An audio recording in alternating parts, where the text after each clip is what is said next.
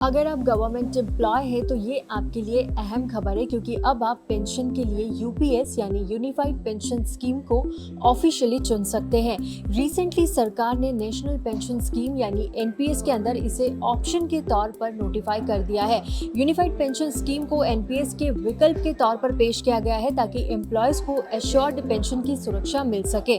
दरअसल एनपीएस के अंदर एम्प्लॉयज को फिक्स्ड पेंशन नहीं मिलती थी। एनपीएस के लिए जो कॉन्ट्रीब्यूशन होता है वो सरकार और एम्प्लॉयज करते हैं, जिसे मार्केट इंस्ट्रूमेंट में लगाया जाता है, यानी कि एनपीएस में मिलने वाली पेंशन मार्केट के परफॉर्मेंस पर डिपेंड होती है, उस पर निर्भर करती है और इसलिए पेंशन को लेकर अनसर्टेनिटी बनी हुई थी। अब यूपीएस के आ जाने से एम्प्लॉयज के रिटायरमेंट से पहले आखिरी 12 महीने की एवरेज सैलरी का 50% एश्योर्ड पेंशन के तौर पर उन्हें मिलेगा।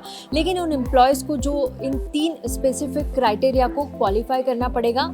अब देख लेते हैं कि वो कौन से क्राइटेरिया है जिसके बाद उन्हें ये एश्योर्ड पेंशन मिलेगी। सबसे पहले अगर कोई एम्प्लॉय रिटायर होता है और उसने कम से कम 10 साल की अपनी सर्विस पूरी कर ली है तो उसे ये पेंशन मिलेगी। दूसरा, अगर कोई एम्प्लॉय वॉलंटरी रिटायरमेंट लेता है यानी स्वैच्छिक तौर पर रिटायरमेंट ले लेता है और उसने अपनी मिनिमम 25 साल की सर्विस पूरी कर ली है तो उसे भी एश्योर्ड पेंशन मिलेगी।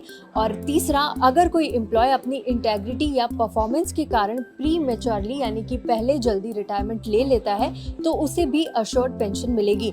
लेकिन ये पे आउट तभी मिलेगा जब एम्प्लॉय की सर्विस वॉलंटरी रिटायरमेंट हो या सुपर अनुएशन यानी कि उनका रिटायरमेंट पूरा हो चुका हो, सर्विस पूरी हो चुकी हो, उसी के थ्रू ये उन्हें पे आउट मिलेगा। लेकिन रेजिग्नेशन या बर्खास्त के केस में ये पे आउट या ये पेंशन नहीं दी जाएगी।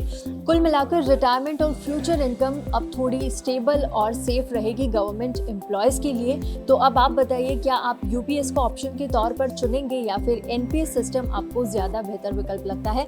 कमेंट करके जरूर बताएं और ऐसे वीडियोस के लिए एनडीटीवी प्रॉफिट हिंदी को सब्सक्राइब जरूर करें।